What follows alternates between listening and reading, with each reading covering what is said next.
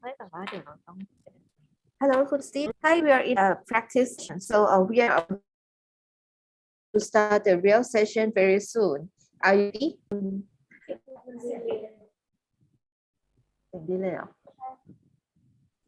1 minute because they say the voice is delayed ยังไงดีอะเน็ตเหรอ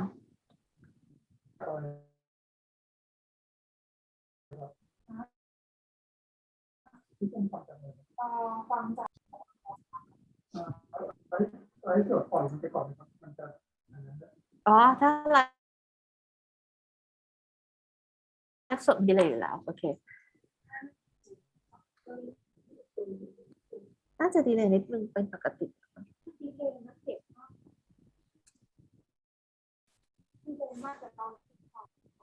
โอเคดีไหมตอนนี้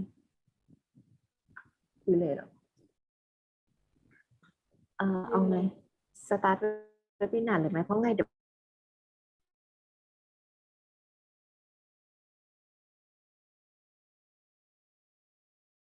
ยวพี่ก็ปิดมิกมาอยู่แล้ว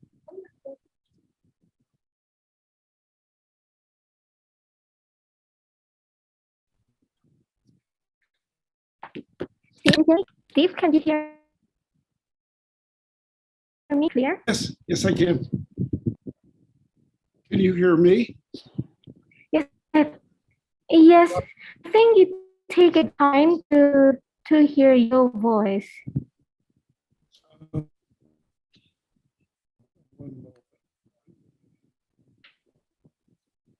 Okay. Would you speak again, please? Yes. Can you hear me? Yes. Can you hear me okay? Okay, right. And can you see me okay? Yes, very clear. Wonderful. Okay, good. Yeah, thank you. I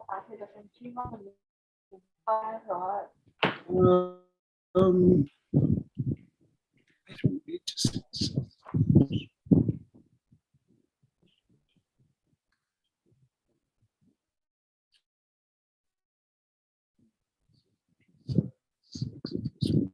Okay, good, perfect.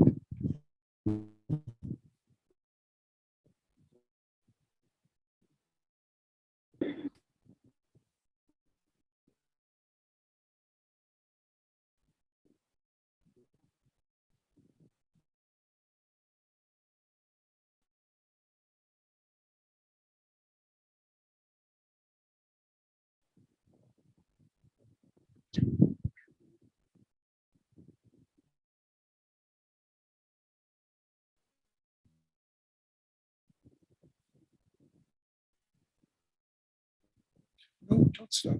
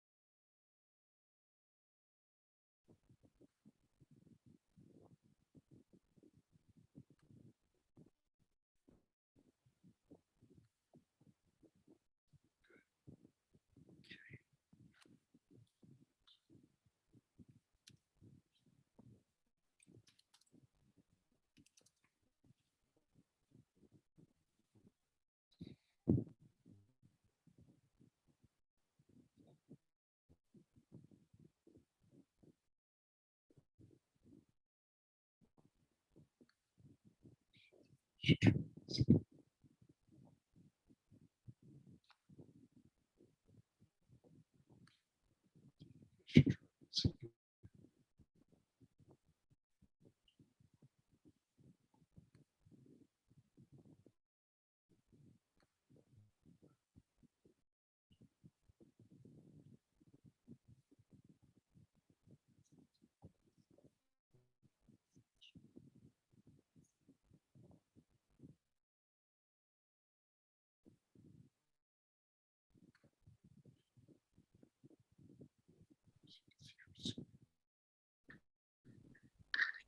วัสดีค่ะท่านแขกผู้มีเกียรติทุกท่านที่รับอยู่นะคะดิฉันค่ะเบตติน่าชูสุขรับหน้าที่เป็นพิธีกรและผู้ดำเนินรายการสำหรับกิจกรรมในวันนี้นะคะและลำดับต่อไปค่ะขอต้อนรับท่านเข้าสู่กิจกรรมสัมมนาออนไลน์ DITP Overseas แบบใหม่และสร้างความมั่นใจตลาดเดิมนะคะกิจกรรมนี้เราจัดขึ้นระหว่างวันที่17ถึง19สิงหาคมค่ะกิจกรรมนี้จัดขึ้นโดยส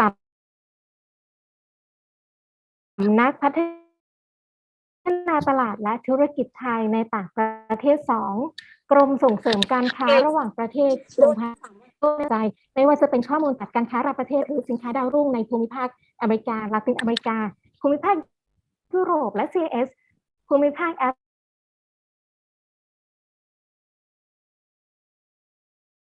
ริกาที่เราจะแบ่งเป็นหลักหัวข้อค่ะและ4หัวข้อของวันนี้ได้แก่หัวข้อการค้า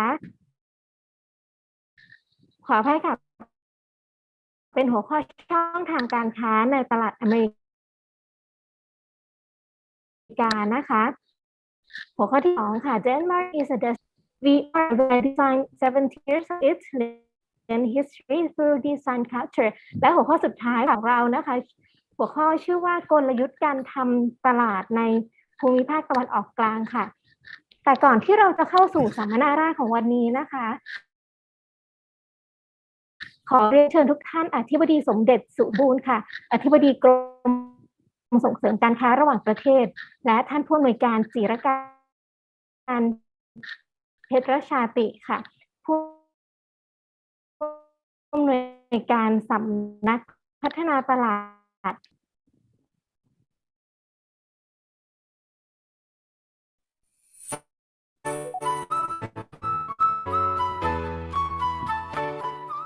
เรียนท่านทิบดีกรมส่งเสริมการค้าระหว่างประเทศท่านทูตพาณิชย์ที่รับชมกิจกรรมทุกท่านนะครับ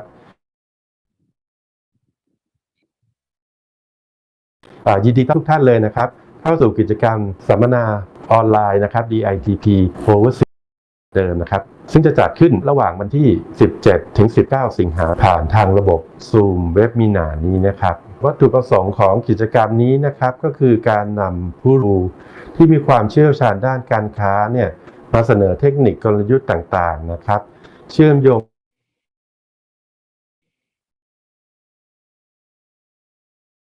ให้เกิดการพัฒนาทักษะของผู้ประกอบการนะฮะเพิ่มเชิงลึกที่น่าสนใจในภูมิภาคนะครับอเมริกาลาตินอเมริกานะครับภูมิภาคยุโรปแล้วก็ CIS รวมไปถึงภูมิภาคแอฟริกาแล้วก็ตะวันออกกลางด้วยนะครับโดยจะมีการเชิญนะฮะผู้เชี่ยวชาญจากธุรกิจดาวรุ่งที่น่าสนใจในแต่ละประเทศมาร่วมแชร์นะครับข้อมูลแล้วก็ประสบการณ์เนี่ยรวมทั้งสิ้น12ประเทศนะครับจาก6ภูมิภาคเลยทีเดียวนะครับโดยแต่ละช่วงการสัมมนาผู้เชี่ยวชาญเนี่ยจะทำการบรรยายนะครับประมาณ1ชั่วโมงแล้วก็จะเปิดโอกาสให้ทุกท่านนะครับได้ซักถามอีกประมาณ30นาทีนะครับเพื่อให้ทางผู้ประกอบการเนี่ยได้เกิดความเข้าใจนะครับตลาดอย่าง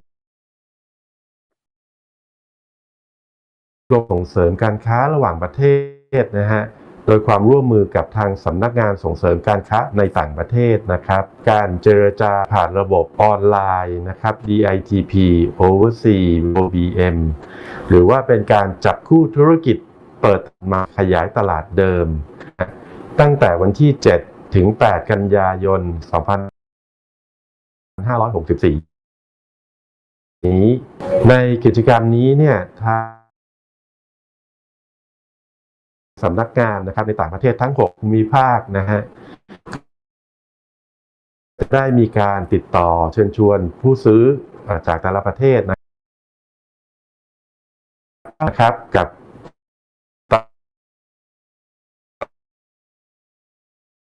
ตลาดซึ่งสามารถที่จะระบุความสนใจได้ก่อนในตลาดนะครับทางกรมจะสินค้าไทยเป็นอย่างมากนะครับโดยเฉพาะสินค้าในหมวดของเกษตรกรรมนะฮะอาหารอุตสาหกรรมหนักเครื่องจักรเครื่องนุ่มห่มของตกแต่งบ้านนะครับซึ่งอันนี้เนี่ยเป็นสินค้าที่มีความต้องการนะครับตามที่ทางสำนักงานเนี่ยได้งานเข้ามานะครับแล้วก็จากตัวเลขการส่งออกของไทยเนี่ยที่มีการเพิ่มสูงขึ้นด้วยนะครับสำนักพัฒนาตลาดและธุรกิจไทยในต่างประเทศ2ได้มีการรวบรวมข้อมูลการค้านะครับจากภูมิภาคที่ได้กล่าวไปทั้ง6ภูมิภาคนะครับเพื่อให้ทางผู้ประกอบการเนี่ยทุกท่านนะฮะได้สามารถที่จะเข้าไปเรียนรู้นะครับแล้วก็วิเคราะห์รวมถึงต่อยอดได้นะครับทางผู้ประกอบการที่สนใจนะครับสามารถเข้าไปชมข้อมูลเนี่ยผ่านทางเว็บไซต์ digp-overseas.com นะครับหรือทาง Facebook นะครับDE อันนี้ก็จะเป็นช่องทางที่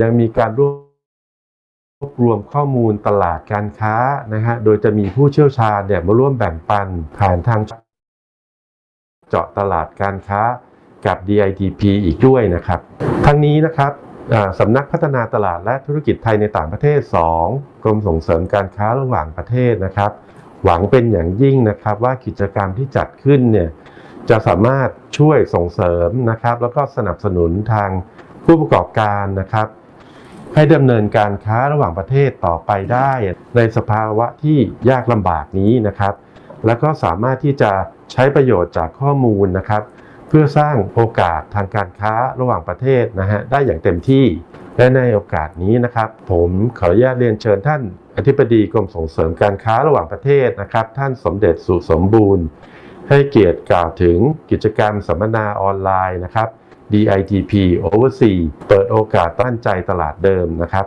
รวมถึงการเจรจาการค้าผ่านช่องทางระบบออนไลน์นะครับ DITP Overseas การจากคู่ธุรกิจเปิดตลาดใหม่ขยายตลาดเดิมนะครับขอเรียนเชิญท่านทิพดีครับเรียนท่าน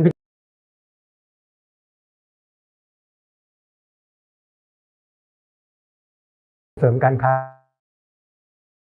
ระหว่างประเทศกระทรวงพาณิชย์ผมมีความยินดีที่จะเปิดการสัมมนาออนไลน์ DITP Overseas เปิดโอกาสตลาดใหม่และสร้างความมั่นใจตลาดเดิมผ่านระบบ Zoom Webinar ซึ่งเป็นหนึ่งในกิจกรรมและภารกิจหลักของกรมส่งเสริมการค้าระหว่างประเทศในการช่วยสนับสนุนผู้ประกอบการให้สัญญาบนเวทีการค้าทั้งในและต่างประเทศได้อย่างเข้มแข็งด้วยเครื่องมือที่หลากหลายรูปแบบโดยเฉพาะในช่วงเวลาของการแพร่ระบาดของโควิด -19 ที่ทำให้การเดินทางระหว่างประเทศต้องหยุดชะงักทุกภาคส่วนจึงต้องนำเทคโนโลยีหรือนวัตกรรมต่างๆเข้ามาบูรณาการจัดกิจกรรมส่งเสริมผู้ประกอบการเพื่อให้เกิดการเดินหน้าทางการค้าต่อไปแม้ในภาวะที่เศรษฐกิจโลกมีการชะงักงันด้วยสถานการณ์แพร่ระบาดของโควิด -19 ในรอบ 11 ปีตัวเลขนี้เองแสดงให้เห็นว่าแม้ว่าจะเกิดวิกฤตการแพร่ระบาดต้องการสินค้าทั้งอุปโภคและบริโภคซึ่งเป็นกลุ่มที่นอกเหนือจากยารักษาโรคและอุปกรณ์ทางการแพทย์ซึ่งกรมส่งเสริมตระหนักดีว่า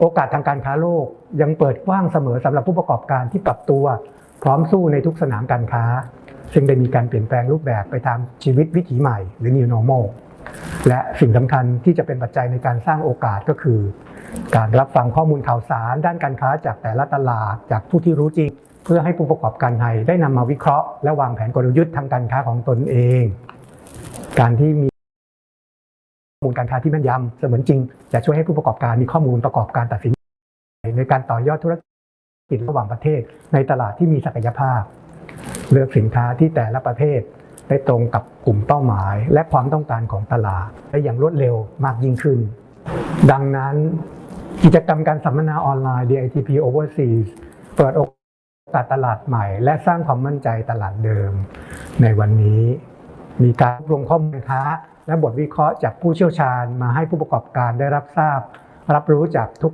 6ภูมิภาคซึ่งมีความหลากหลายที่จะช่วยเสริมสร้างศักยภาพทางการค้าได้เป็นอย่างดีนอกจากกิจกรรมสัมมนาให้ความรู้แล้ว กรมส่งเสริมการค้าระหว่างประเทศยังจัดเตรียมกิจกรรมเพื่อสร้างโอกาสทางการค้าให้กับผู้ประกอบการการส่งออกของไทยอีกด้วยก็คือกิจกรรมเจรจาการค้าผ่านระบบออนไลน์ DITP Overseas OBM หรือ Online Business Matching เป็นการจับคู่ธุรกิจเปิดตลาดใหม่ขยายตลาดเดิมในระหว่างวันที่ 7-8 กันยายน พ.ศ.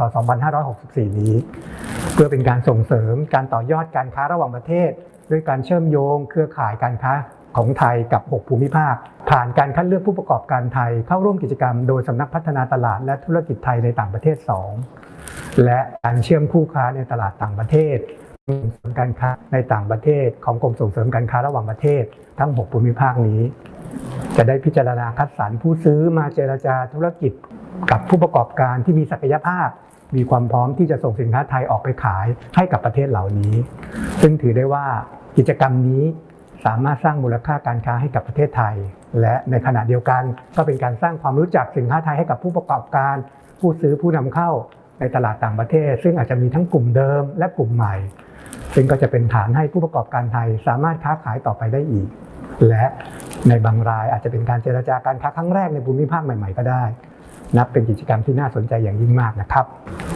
ผมเชื่อว่ากิจกรรมในวันนี้จะทำให้ผู้ประกอบการทุกท่านได้รับรู้รับทราบแนวคิดจากผู้เชี่ยวชาญในเรื่องของข้อมูลการค้าในเชิงลึกเพื่อวิเคราะห์และต่อยอดทางการค้าของท่านได้อย่างมีประสิทธิภาพสุดท้ายนี้ผมขอส่งความปรารถนาดีและหวังว่าทุกท่านจะได้รับประโยชน์เพื่อนำไปประยุกต์เชื่อมโยงเพื่อขับเคลื่อนสร้างมูลค่าทางการค้าไทยให้เติบโตต่อไปขอบคุณครับ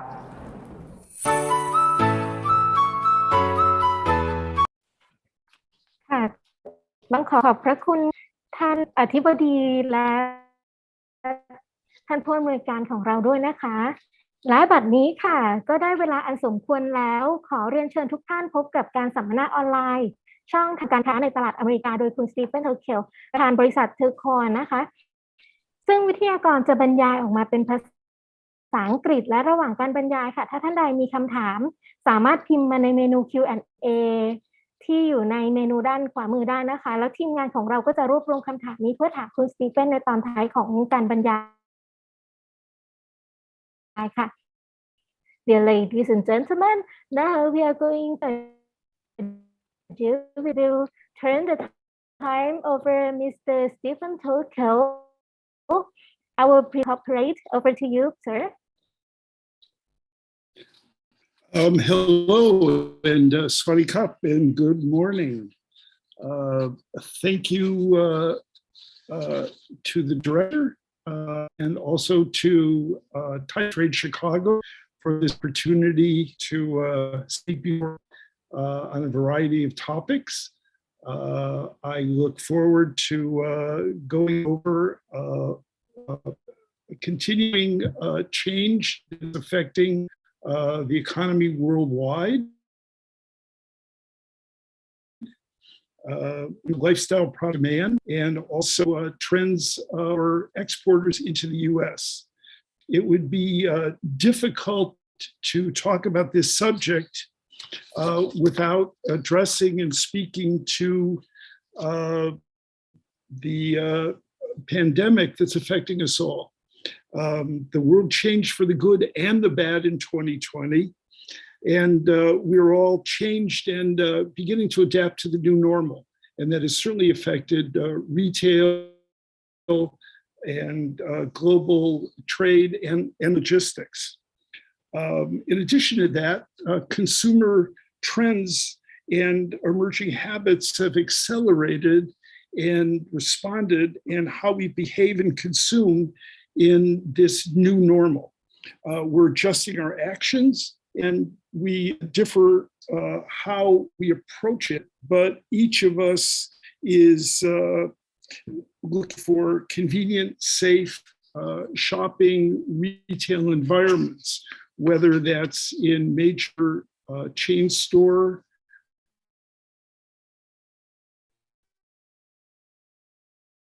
or via e-commerce or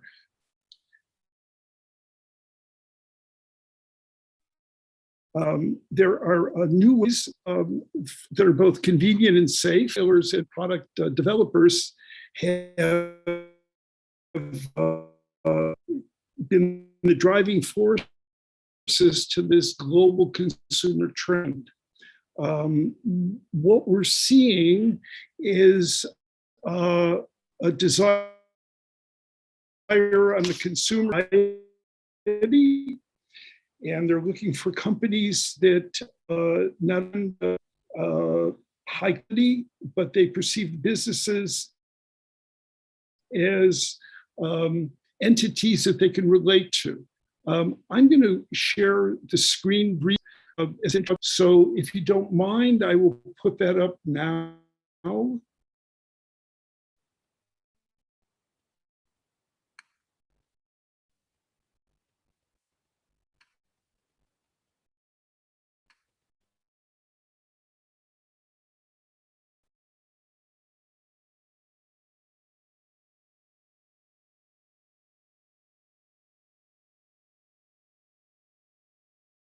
Wonderful.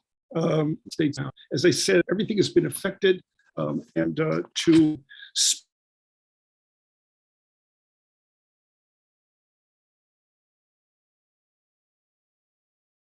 speak to that, I will go over a variety of topics, numerous questions that I can address as well. In terms of the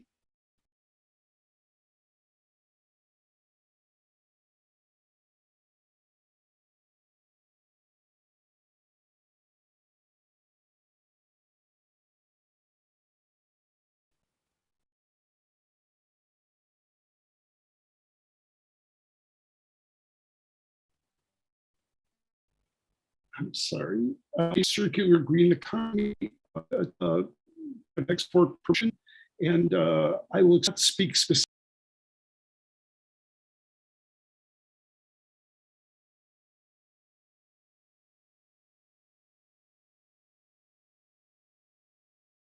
Recording in As we progress. have a better understanding of what it takes in terms of emerging habits, how we spend, how we consume.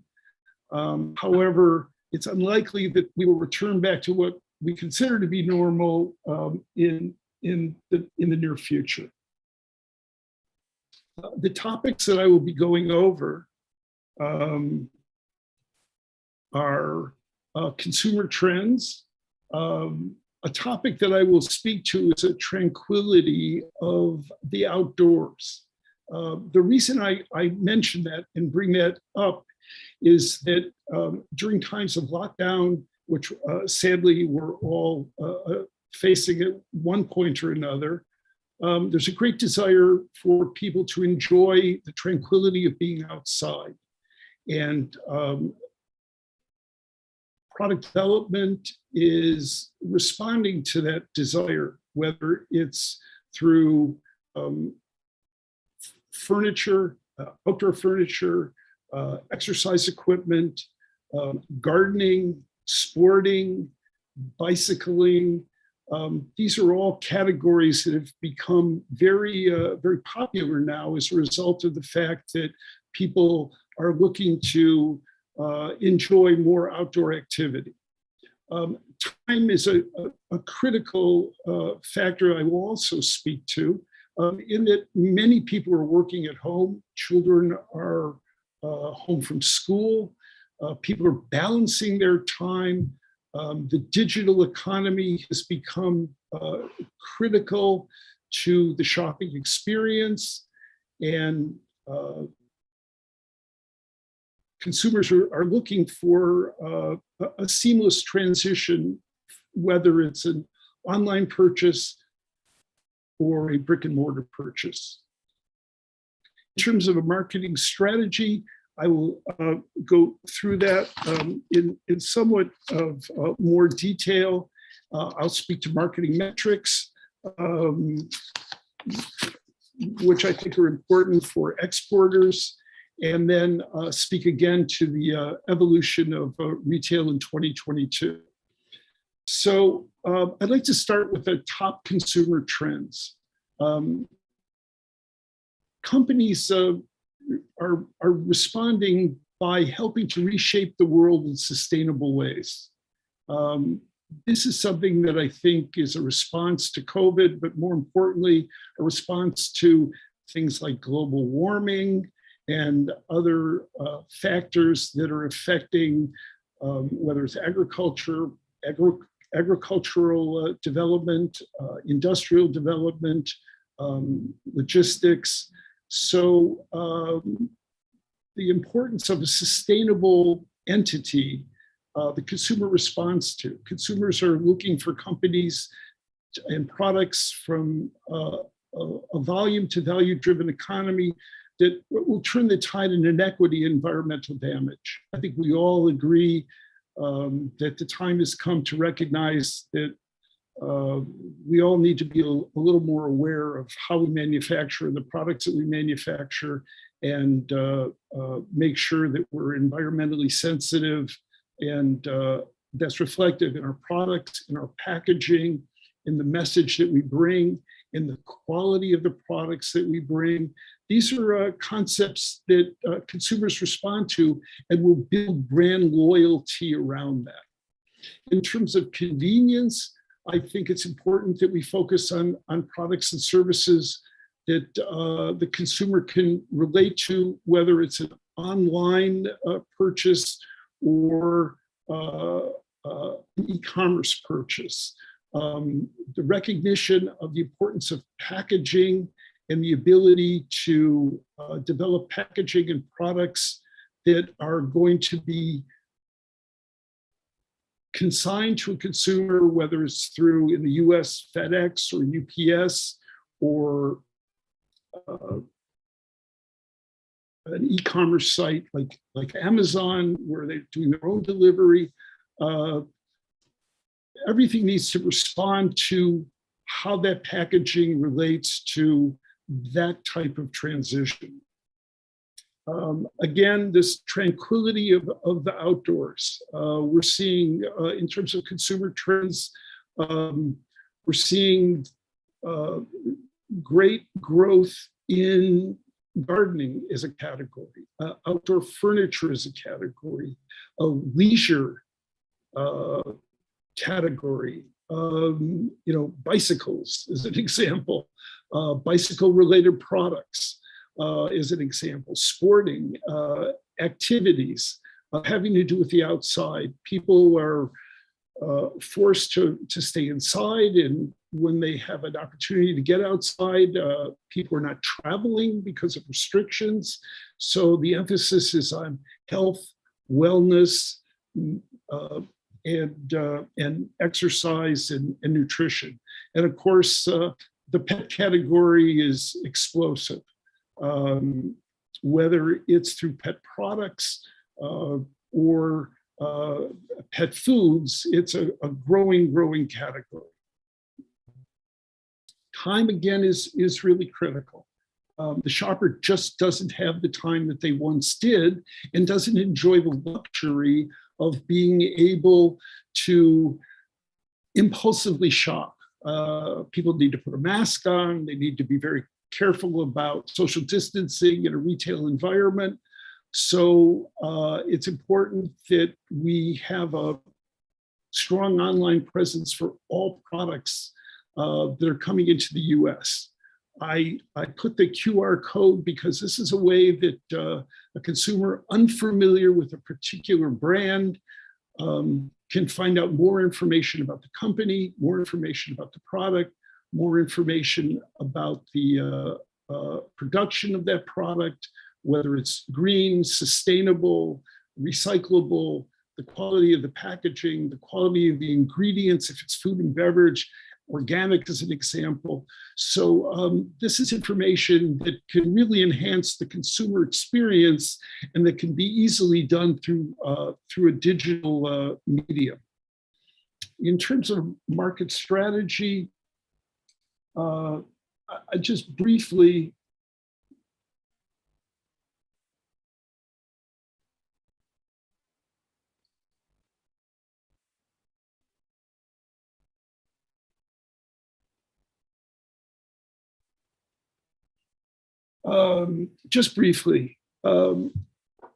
it's very important, I think, that companies understand that consumers will relate to value-added, health-conscious products and services. We're seeing companies that are pivoting, particularly in the United States, towards value for money proposition. In other words, the concept that the relationship between product and the quality and the value of that product is offering an affordable option without sacrificing quality. This is particularly important in big box retail in the United States. Premium attributes should be reinforced with, particularly in Thailand, where there's so many great products and such wonderful raw materials that can be drawn from. And that story behind the product can have a strong tie-in with health and wellness, self-care, mental well-being, addressing the dynamic and the stress that we're all experiencing in the new normal. Again, I think it's very important for brands to focus on affordability and value-added product and services. And the products must provide resiliency, well-being, comfort. Thailand offers great design, typically, and I think, and natural materials, and these are things that I think should be definitely emphasized in a strong trend in the United States. In terms of the marketing metrics, this is something that I'm often asked when I'm dealing with Thai companies. How do you export to the United States? Have a plan in place. Understand the export process. Understand if your product needs to be licensed or registered. Know if your product has intellectual property that you need to register to prevent it being knocked off. Protect your intellectual property. Needless to say, there's ways to do that in the United States. A great resource is, I've listed at the bottom, is the International Trade Commission for the United States, www.trade.gov. For those of you and companies who have not exported, this would be a great start point for understanding some of the rules and regulations relative to duty and other aspects of licensing and labeling for ingredients and regulations relative to what label requirements are. And then again, the evolution of retail in 2022, I believe that online shopping is going to remain very, very strong. Although I think that in-person shopping experiences will also come back. I think that consumers look forward to normal shopping experiences. When buyers are interviewed, 70% of the buyers say they plan to shop in store more than they did before the pandemic. But it's important to think multi-channel sales and distribution. It's not enough to just think that e-commerce will be enough, or that big box retail will be enough, or specialty retail will be enough. I think it's important to have a strategy where multi-sales and distribution is an underlying principle to all products that are exported to the US. At the end, I will be very happy to answer any questions, and hopefully I can speak to the issues that I've addressed in the talk, which I'm going to elaborate on after this. But at the same time, if you have any questions at all relative to exporting your particular product or experiences you've had in the past, I have a vast experience of dealing with export companies, both from Thailand and globally, and will be happy to help in any way I can. So that's sort of the outline, and I will I'm going to stop the share because I think that becomes boring at some point. And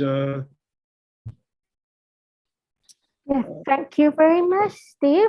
okay, and yeah, you're very welcome. If you don't mind, I'm going to continue on without that. Yes, of course.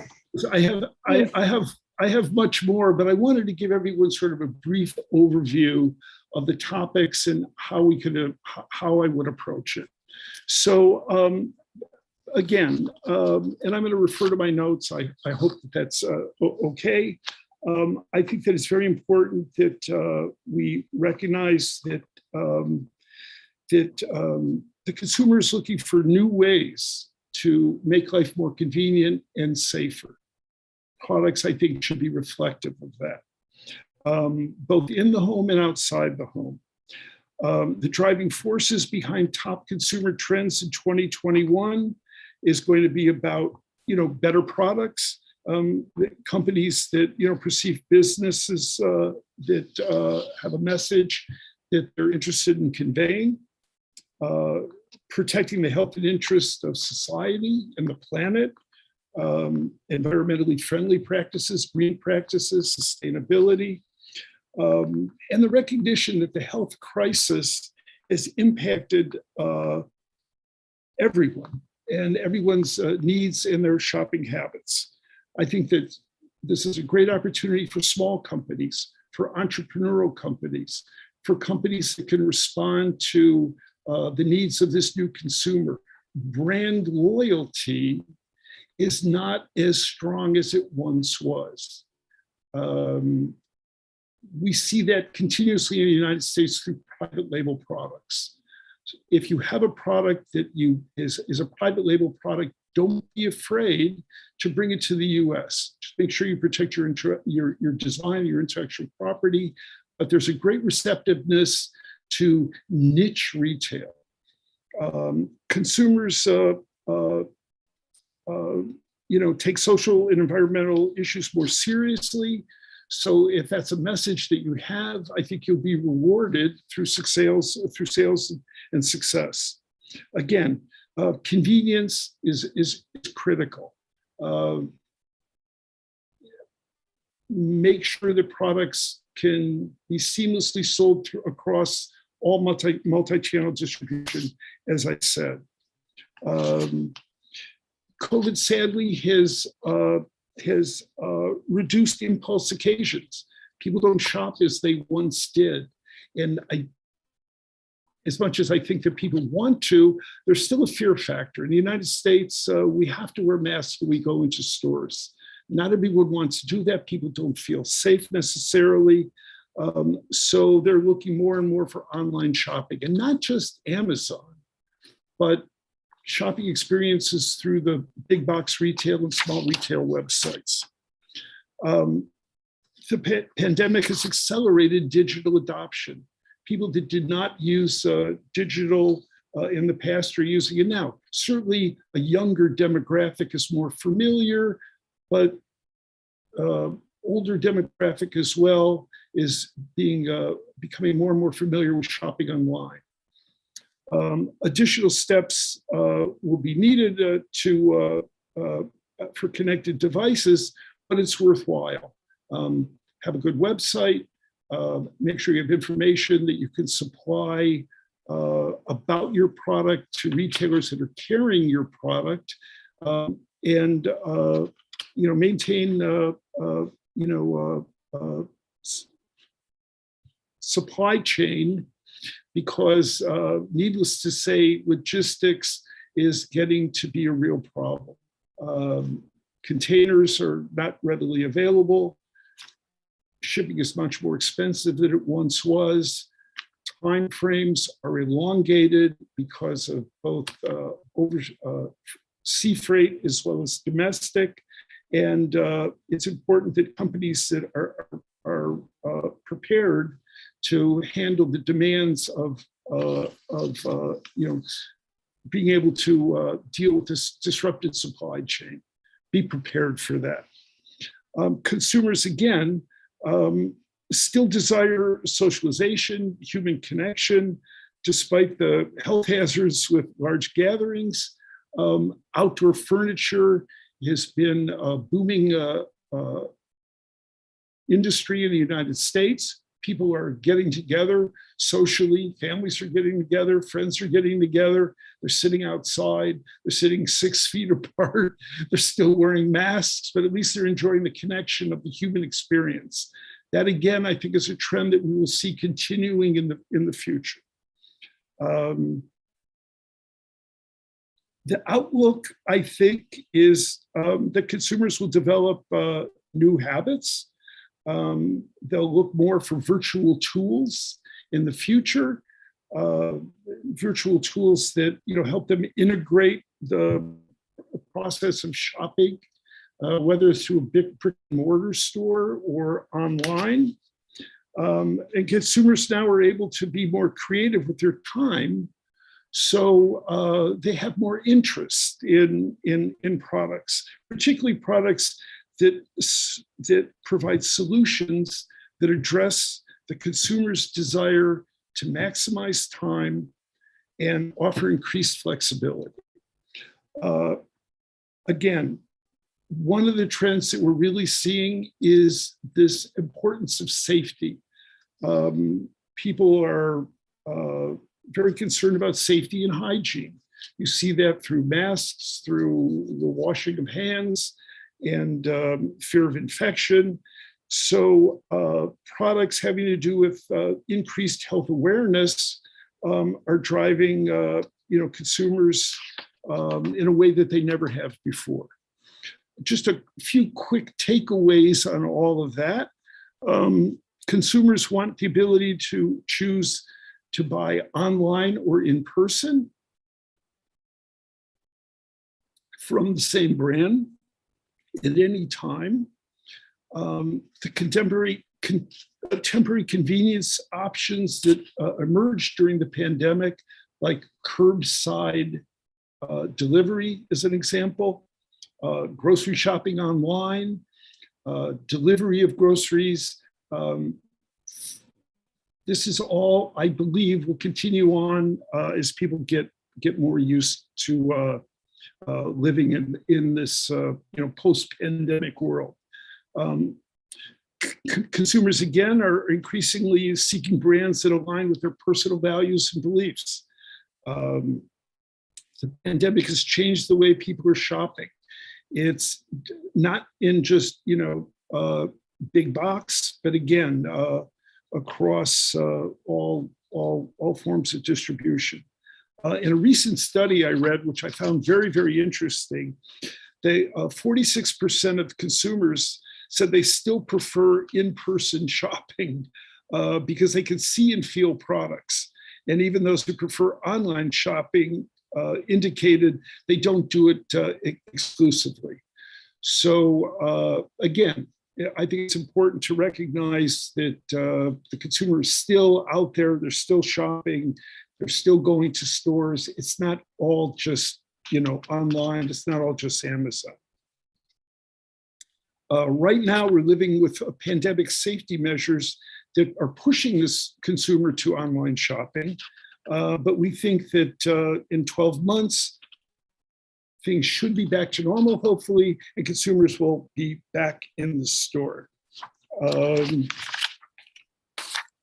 Again, so what I'm speaking of is a hybrid of a shopping experience and the emphasis on quality products, the consumer experience, and addressing the buying behaviors of consumers that have changed significantly in the post-pandemic world.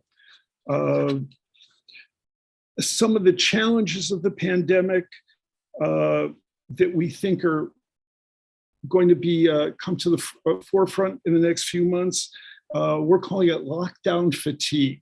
In other words, people are reaching a point where they're sort of just not, they're ready to go out. They're ready to get out in the world. And you're seeing how that is reflective through social media and social commerce. Facebook is an example, as a retail medium. Instagram is a retail medium. Again, through the importance of this, consumer digital experience, we're seeing, faster deliveries, express delivery times, AI, artificial intelligence affecting consumer behavior. Again, my point is emphasize conscious consumerism and sustainable products, and understand the importance of challenging the challenges that we're facing now. If I have a moment, I wouldn't mind sort of going through. I've got a list of 10 or 12 products that I think are important that we've seen trending in 2021. And I think many of these may relate to some of the Thai exporters. So I'll just go through them if you don't mind. We still have some time, yes? I think so. Okay, great. Number one, and I know that there's some food, beverage, and nutritional exporters in attendance. Let me emphasize that health and wellness is seriously come into a dominant, prominent point in light of the pandemic. It's really dramatically affected the demand for products in the health and fitness industry. And I'm not just speaking of food and nutrition, but certainly that's a great and growing industry, but items that are useful for activity. Yoga mats has been trending dramatically. In terms of fashion, apparel business is projected to, in the next few years to go to $2.25 trillion worldwide. During the lockdown, 90% of consumers chose to purchase apparel online. Many parts of the world still are enforcing COVID-19 restriction in public places, such as shopping malls. I know that's the case in Thailand. So I assume that trend will continue. So that's a real bright spot in retail for apparel. Again, apparel has changed. We're seeing fitness fashion items trending. Consumers are valuing convenience over appearance, driving high demand for comfort-oriented products. Activewear, people are staying home, they're exercising at home, they want to be more comfortable, they're not buying workwear as much as they once did. The demand now, again, is for comfort-oriented products. It's said that loungewear replaces workwear. A lot of brands that are focusing have enjoyed a good success in activewear. Again, electronics are critically important. The digital consumer experience requires accessories. Not everybody can, produce, iPhones, but certainly any manufacturer can produce related gadgets. Things like phone cases are trending. Phone tripods are trending. Car phone holders are trending. Wireless charging stations are trending. These are just some examples of opportunities that have arisen as a result of this switch to the digital media and digital shopping experience.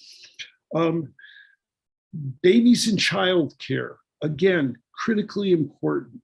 More and more women, more and more families are working from home and staying from home, and their children are at home. So the work from home policy, and many working parents are spending more time with their small children and still trying to balance the work-life experience. So as a result, family life has also influenced trending products. baby mats, baby swings, baby carriers. These are consumable items. The kitchen is trending with restaurants restricting the number of guests they can serve. People are cooking more at home, eating more at home. So we see trends in people learning how to cook for themselves. So kitchen products, anything related to the kitchen. Small products as an example would be a salad spinner, something that you may not think you need, but if you're cooking at home and eating at home, these are accessories that are now coming to the forefront. Trending also are hobby and lifestyle products. People are the consumer wants to be more aware of their health, more aware of the importance of wellness, and they're looking to entertain themselves safely outdoors.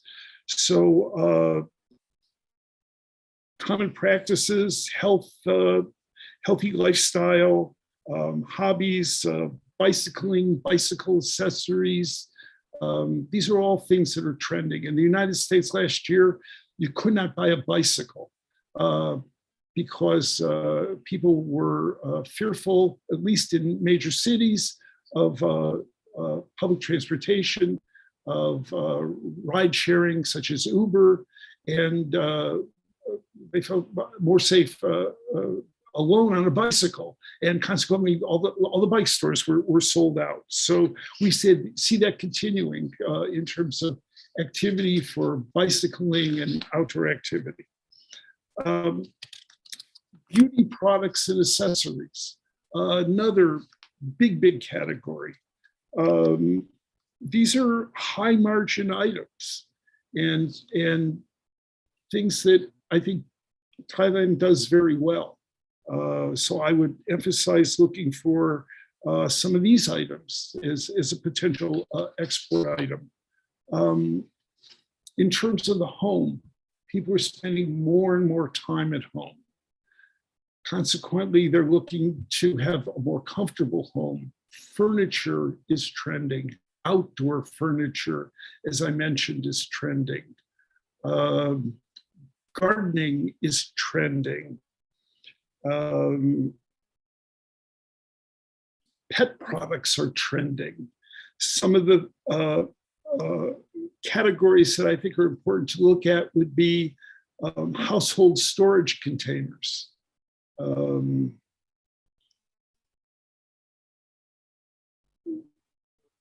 Bookcases, standing shelves, hobby items like needlecraft and painting and things of that nature. And again, back to beauty and hair products and lifestyle. I think that I'm cutting it pretty close on time. So in summation, I would like to say that the economic environment will continue to influence consumer spending. Many companies are closing, many people are working from home. The economy is coming back, but the economy also is hurting. And I think it's important to recognize that as an opportunity. As consumers switch from major brands to generic products, there's a real opportunity to expand into private label branding. At the same time, companies should identify market attributes that consumers are willing to pay a premium for. Natural materials are certainly trending up. Brands should find innovative ways to enhance the price-value equation, build better products, allow the consumer to perceive the value of the product. there are ways that companies can achieve this, and every company knows in their own organization how that can be accomplished. I would emphasize that the importance that we see and that we're conveying to all of our customers and our consultancy clients is be flexible, be agile, look to technology, look forward. There's mounting uncertainties, but we're reshaping the world. The world is changing, and businesses should prioritize and reinforce consumer, environmental, and safety needs to foster a brighter future. And I hope that that will be something that we all see in the near future. Thank you very much, Steve, for your presentation. My great pleasure. You're welcome. And from now on, we have got some questions on your presentation. And some of the questions you have already said, but can you just sum up again after I give you the question, please? I'm sorry, because you're wearing a mask. Oh, yeah. Like, during your presentation, you have explained like some of the question already, but in the question, there is some specific details. Can you just provide the answer again shortly after?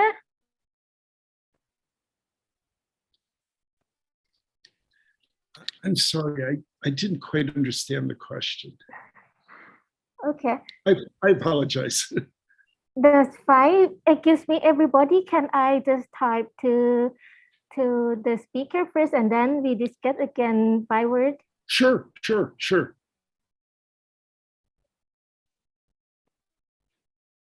Yes. Okay. Now I understand. Okay.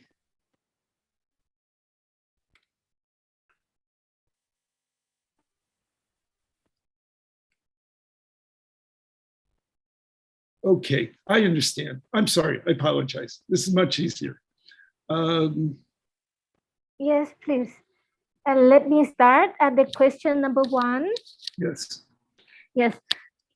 The question is, I have some question about the US FDA registration. Does it require for all product export to US? And in case of our company has already registered with US FDA and having family number, is it enough to export the product? You know, registration is not FDA approval. So I would, again, it goes on a case-by-case basis, but being registered with the FDA and having FDA approval are two different things. If your product needs FDA approval, it's a rather long and extensive process, but clearly worth it. I will give you one example. We've been dealing for a number of years with some of the latex glove manufacturers in Thailand.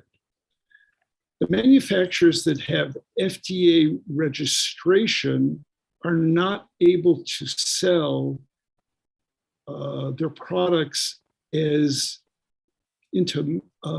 for medical use because they don't have FDA approval for medical use. They're only useful for household use.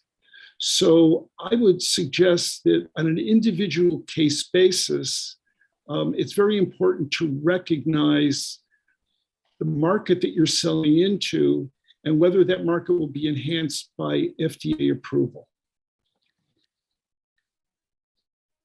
Yes, thank you. That means the registration is not equally to the approval. So you have to get the approval before export to US.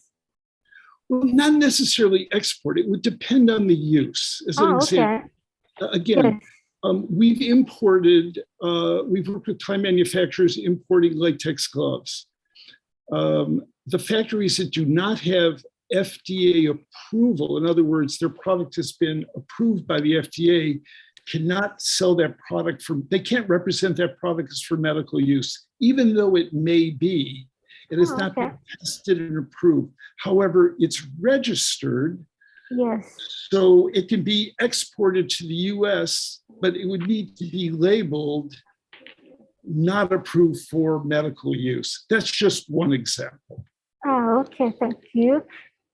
So like the exporter from Thailand, they have to check by product before they send, right? Correct. Yes, thank you. So we are going to go to the second question. Can you explain more on the statement that consumer will want to experience more of buying at shop as a new normal lifestyle would lead to more e-commerce? Yes, sure. I think that we're seeing a real opening and a real opportunity for smaller companies and for entrepreneurial companies and for exporters that can enhance the consumer experience with their product line. So as an example, if you have a particularly good product, let me pick something, a cat bed as an example. Okay. Cat beds are trending. If you look at Google Trends, it's a highly sought after product. People are staying at home, they have pets, they're looking for cat beds. I know Thailand makes cat beds, dog houses, things like that. A small company could easily enter that business because that particular product lends itself to both independent retailers, big box retailers, as well as e-commerce only retailers. So I would suggest that the product needs to fit the category. Although the categories are not just small items. Furniture is also an e-commerce item now. Food is an e-commerce item now. So nutritional supplements are an e-commerce item now. Again, on a case-by-case basis, I would just make sure that, look at the market, look at the competition, see if there's an opportunity, but don't be afraid to try. There's a real opportunity now. Consumers buying online don't know if you're a small company or if you're a large company. They're just looking at the product. As long as the quality is there and the message is there, you convey the message, I think it's a level playing field. I think that there's real opportunities there. Yeah, thank you. That means it's a big opportunity for Thai new and small company for the online reselling in US. Absolutely. Yes, and now we are going to the third question. For the medical scrub, I think they mean the body scrub and facial scrub, what e-commerce platform that Americans usually buy online?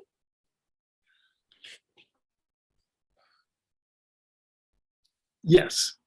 I mean, the short answer is yes.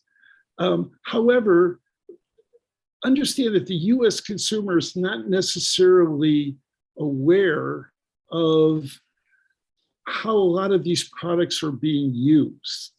So again, it's important to have a story. It's important to have very good packaging, very good labeling, a digital message, if possible, through a QR code. But absolutely, not just in e-commerce, but across all distribution channels. But absolutely.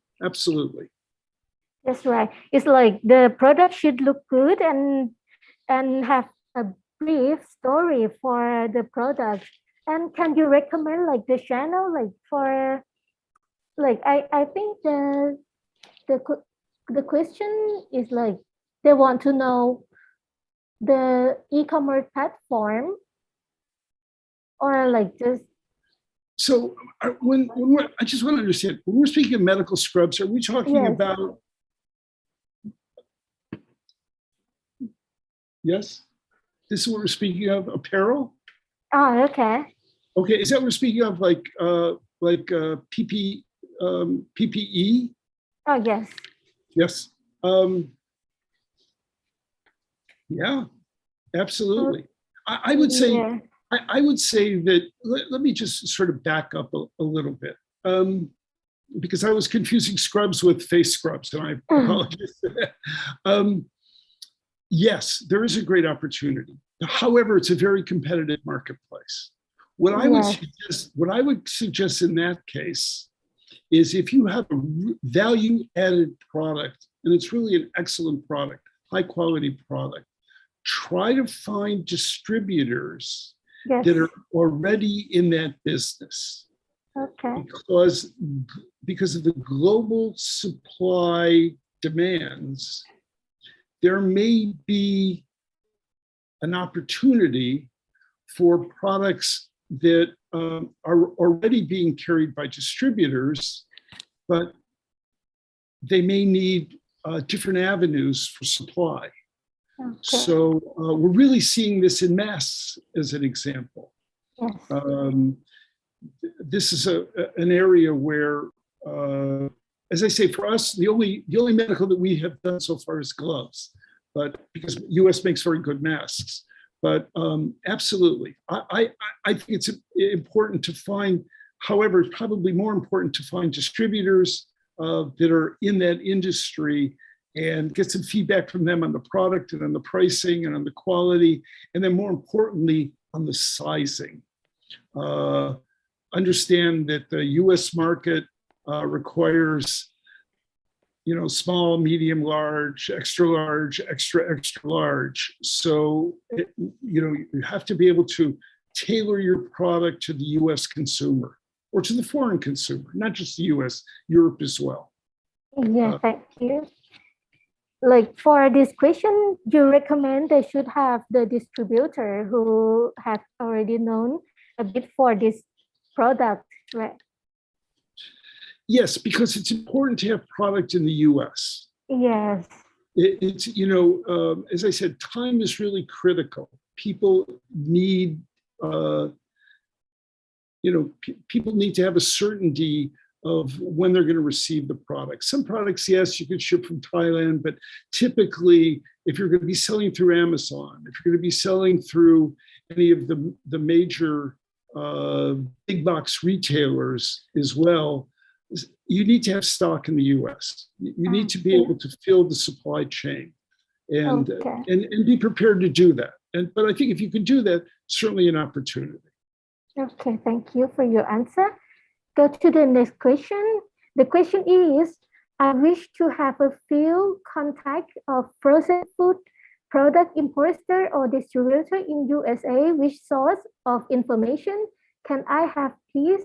As far as I know, US Customs is very serious about the importation to the US market, and my purpose is to penetrate Walmart, Target, Costco, and etc. Thank you very much. Where is it? Sorry, we're looking for that question. Great question. Great question. That's quite long. I will Yeah, send you byword. Is it? This is not the gooseberry drink product. Where?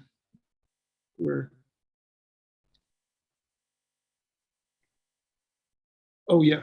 I'm sorry. I think we skipped a few, or maybe anyway. Let me just read if you don't mind. If you guys first food product, which is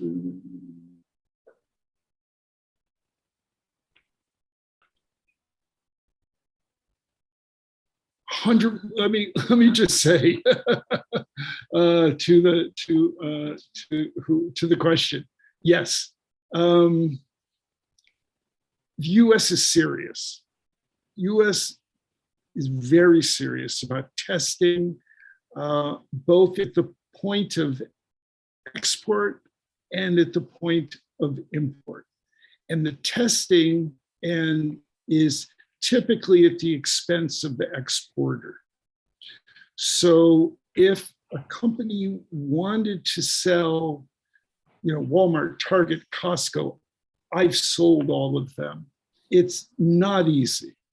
The most important thing first would be to have your products tested and verify the ingredients, the safety. This is really critical. And then be prepared and be prepared to pay for those tests in Thailand, and then also be prepared to pay for those tests when the product hits the US. And the next part of the question, which was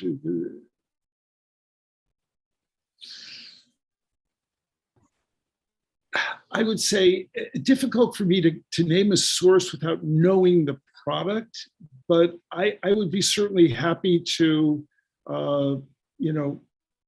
make my contact information available, and perhaps I can answer that question after we speak. I would really need to know what product it was. What is the frozen food? But it actually doesn't specify what kind of food. Just say it's frozen. Yeah, frozen food product importers. Do you understand the question? I'm sorry, we're trying to make sure we understand. Again, I would need some further information on the specific product for frozen food. If it's seafood we're speaking of, Thailand exports frozen seafood all the time. That's already an established industry. Although both through the ethnic grocery chains, Asian markets, yeah, but also in markets like Kroger, Kroger food chain, Walmart, Costco, Whole Foods are all looking now to seafood and products from the from Thailand that are adaptable to the U.S. Again, I think it's important to make sure, though, that all the criteria is met, and it's very specific to that product. Okay. Yes, right. Like, the exporter should specify the type of product, and then they should check before they export and have to prepare the payment for the taste both in Thailand and in US for the ingredient that they would like to export for this, right? Yes. Okay, so we will go to the next question. Question number 5 of us, it was, what about the gardening related product? Do you see demand picking up? Is this from Surawat? Is that the next question? The next question is, what about the gardening related products? Do you see demand picking up?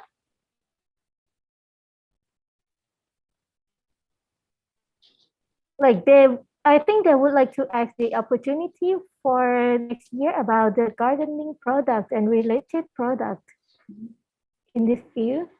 About what? Oh, gardening products. Sorry. Yes. For some reason, I think the questions are coming in a little differently. Yes, gardening products are big. Big. Outdoor furniture is big. Gardening is trending tremendously. Again, home gardening, the home gardener. Products would be anything that could be used in the home, whether that's gardening implements, watering, simple products, well-designed, high-quality watering devices, things having to do with plant, plant hangings, pots for home for containers. Thailand makes many containers, both ceramic as well as plastic. Again, these are products that are where this is an opportunity where high quality value-added products can certainly be brought into the US. There's a demand for that. However, understand you're also competing with US manufacturers, because these are products now that, particularly plastics, polyurethane and PPT, these can be manufactured in the US. So check the pricing, make sure you're competitive. I would say bring better design. Design is important. Design is critical.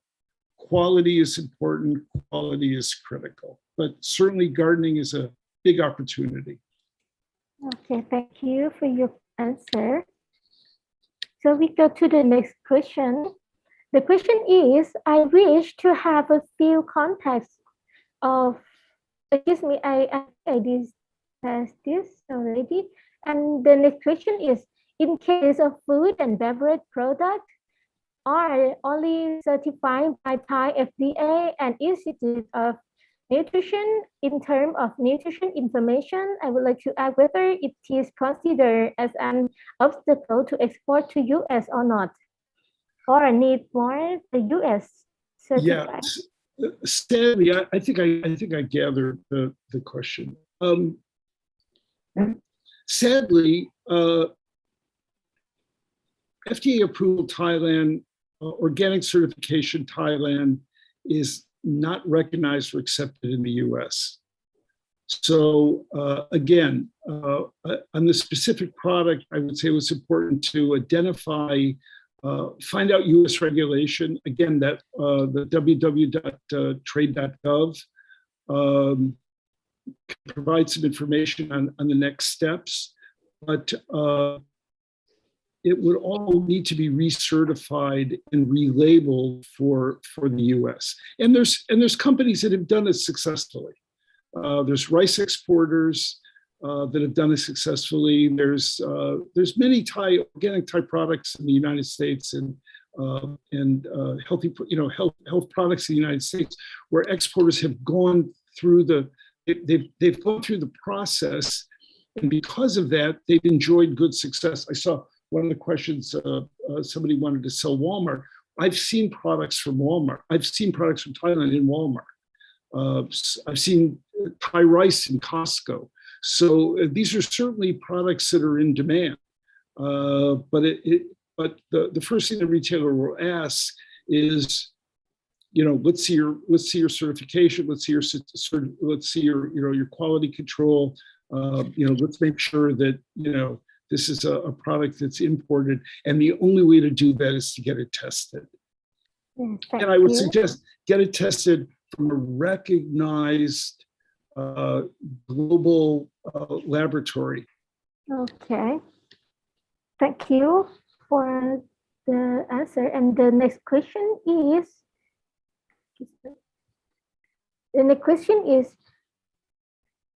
I have gooseberry drink product from Thailand. I am not sure people in US is familiar to gooseberry. If you can give some example famous herbal drinks in US, so it would be great. Thank you. Famous herbal drink. Yes. Well, it's not herbal, but Red Bull is certainly popular. That's the example that comes to mind.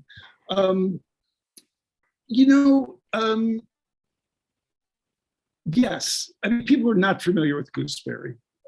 That's really an Asian. That's really a more of an Asian delicacy, and something you would see more in the Asian markets. However, there could be a real opportunity for that. Again, there's a very large Asian population in the United States, probably the largest growing demographic of immigrants in the United States is Asian. So if you have a specific product that's well known in Asia, I would look to the Asian market distributors for interest in those products.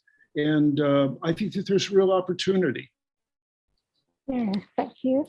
So the gooseberry, if they would like to export from Thailand, they can have the distribution like Asian shop in US for Asian grocers, the large large Asian grocery stores. Yes, and for many Asian food distributors, and Thai distributors as well that are importing food products from Thailand. So I would identify those distributors first because they're already importing food from Thailand. And one other thing I would like to suggest is that logistics are such that be prepared to not sell full containers in the beginning. Everybody wants to sell a full container. It's not that easy. Be prepared to do test marketing with your product. And this is why I think it's important to find distributors or agents that can, make presentations on your behalf, because you have to get the product out there. You have to get the product out there first, and start small, and then it'll build. Okay. And then the next question is, consumer products price is in fluctuating right now, according to NBC last night. If we should enter to US market now, how should we set the end user price? It would be unprofitable setting on the lower price and waiting for the inflation to go down. Should we know that? Good question. Excellent question. Thank you. Let me emphasize one point. The manufacturer does not set the consumer price.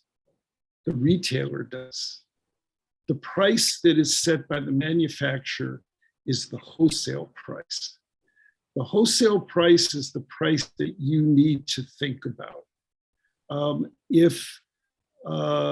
Because the retailer is faced with, and I saw that same story on NBC. The retailer is being faced with increased costs for transportation, as an example. And they need to raise their prices reflective of increased costs to get the product into their stores. So the retail price will be set by the retailer, not by the manufacturer.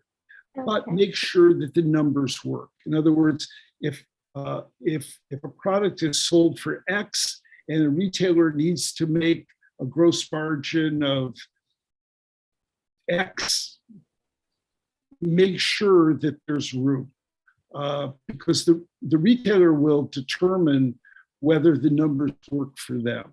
I would set very realistic wholesale pricing. Disregard what things sell at retail. Look only at your wholesale costs and make sure that it's profitable.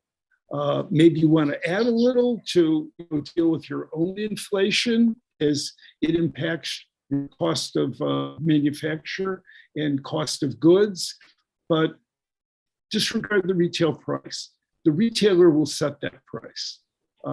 It's very important, though, to understand that retailers are under pressure.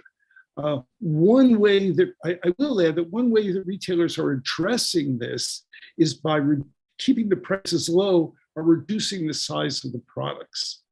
So in other words, instead of selling the US is pound, instead of selling a pound of 5 pounds, 2 kilos of rice, people are now selling 1 kilo because they can keep the price lower.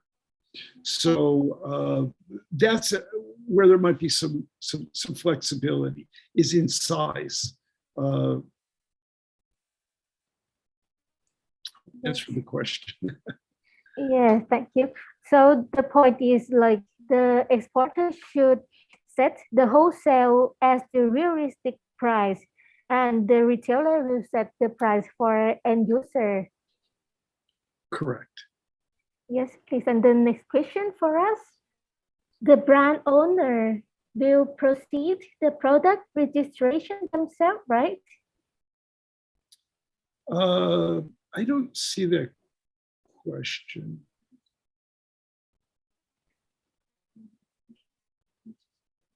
I'm sorry, you say the brand owner? The brand owner, yes.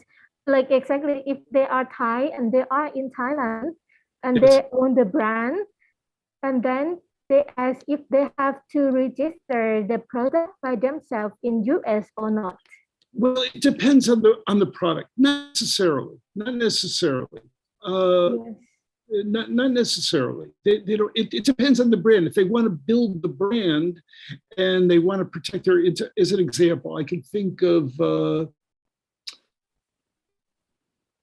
Like for example, if they have got like some import tax or maybe the percentage of the food item or resource kind like this, they can negotiate with the distributor for the process on this, right?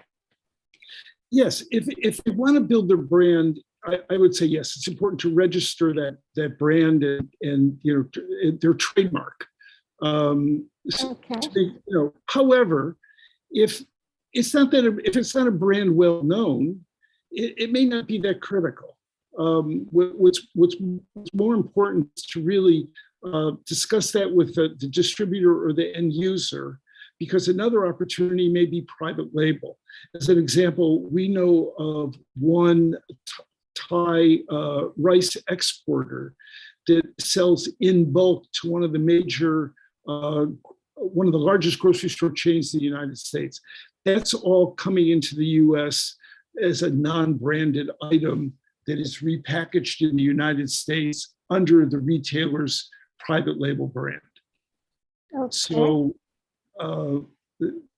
it may be important to look at where the best opportunity is. Yes. So like the exporter should negotiate with the distributor, and then they find the critical points that they would separate the work together. Yeah, exactly. I mean, maybe the distributor wants to put his own brand on it. Okay. Yes. Yeah, thank you. And the next question is about the rice. Like this question is asked from Rice Milling House. Mainly, we export to B2B such as noodle manufacturer, and the question is, do rice from Thailand still charming among American perception, or the rice from India, Pakistan, Vietnam are the same to Thai rice? Well, I would add to that list rice from the United States. Look, jasmine rice is a premium product, and certainly it's well respected and highly sought after, and it's well established. Again, I mentioned Costco or Aldi. Both are importing and carrying Thai jasmine rice and are promoting that it's Thai jasmine rice, although it's a long grain rice. Okay. In the South American markets, in the United States, it's got a large Hispanic, Latin, a large Hispanic population, Spanish population. People are using a short grain. So it's not necessarily rice from India or Pakistan, although that's again very specific, to those particular to that particular market. But I mean, Thai rice is jasmine rice is still highly sought after and highly valued and appreciated. So price obviously is an issue in some markets, but not always. Okay. Although one thing I will add, though, Yes. I know that the Thai rice market changes daily. Frequently, it changes all the time. Interesting. This is a problem for U.S. Distributors and importers because the time it takes to negotiate a deal, consummate a deal, and import a product, be prepared to quote a price that you can hold in place for the term of the negotiation. That would be my recommendation. Yes, thank you. And our next question is, if there any potential for the household product and kitchen product like glassware in the U.S. market? Absolutely, 100%. Great opportunity. Kitchen, household, home decor, these are all growth markets and a great opportunity. The other thing I might new and very strenuous duties being placed on these type of items, imports to the U.S. from China. So the opportunity for Thailand, Vietnam, India is to fill the global chain that's being opened by these high duties. Right now, I think the duty on most kitchen products coming to the US from China may be as high as 35%. So yes, absolutely. Thank you for the answer. And I think now we are going to have the last question. The question is, our self-care product will be targeted to LGBTQ+. Can you give more insight of the market, particularly in Chicago and California? Is it the big market enough? Let's see, which product requires the least amount of so it's like a self-care and beauty product, but the target group is quite unique. It is LGBTQ+. Oh, yes, I saw that question. Let me look at that question. I saw that question. I want to make sure that I speak to it.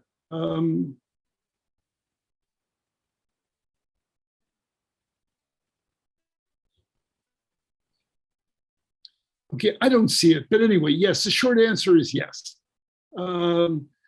Absolutely. Yes, I see it. I think women's rights, LGBTQ rights are a big issue in the United States. I think that there is a growing awareness of the specifics of that market. I don't know what particular products they're speaking of, but it's a big market. It's a huge market. And I would say that if you have a product that you think is tailored and specific to that market, again, tell the story. Don't be afraid to launch, soft launch, test the market. I think that, yes, there's an opportunity. I can say that in Chicago and in California, very large LGBTQ populations. So I would say there's a real opportunity there. Yeah, it would be the opportunity for the target group because it's quite niche, and then the exporter worried about that. Is it big enough for this business? So now we got the answer already that they have the opportunity for this group of the target. I think now we are going to the last section because we have only 2 minutes left. Right. Yes. Right. Do you have like some tip and trick to suggest for the Thai exporter, like for the last few minutes before we close this seminar? Yes. You brought up one of the questions brought up a very important point about the retail pricing. Disregard retail pricing. What a product sells for has nothing to do with the manufacturer, really, except to the extent that the retailer will negotiate the best possible price they can. They will make whatever profit they believe they need to carry your item.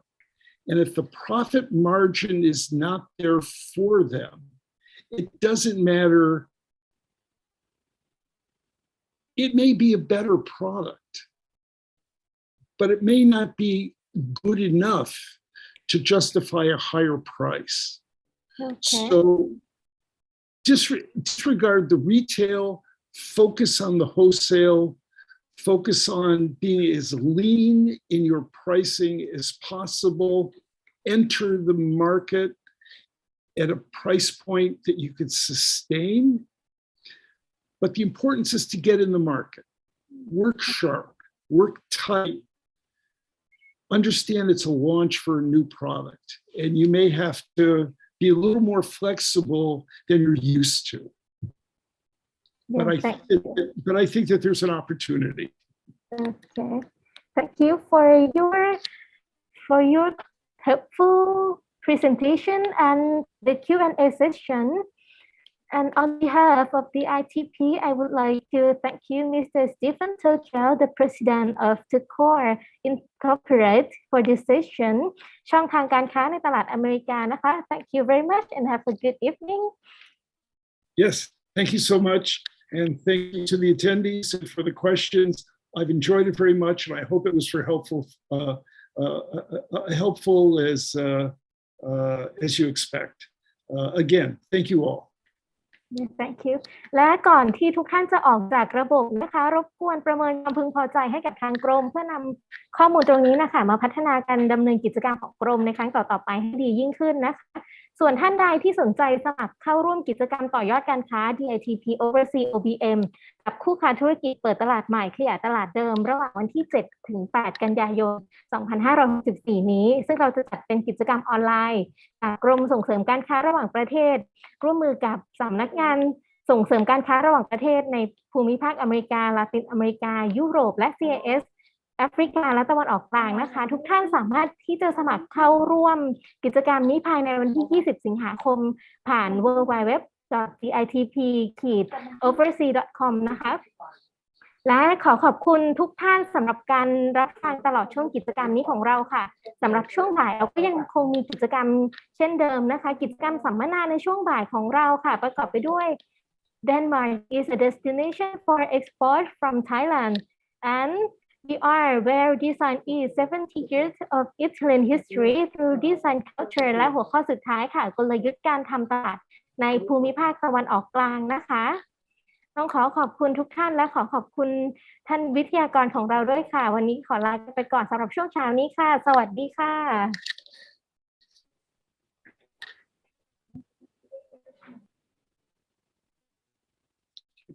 How do we turn off?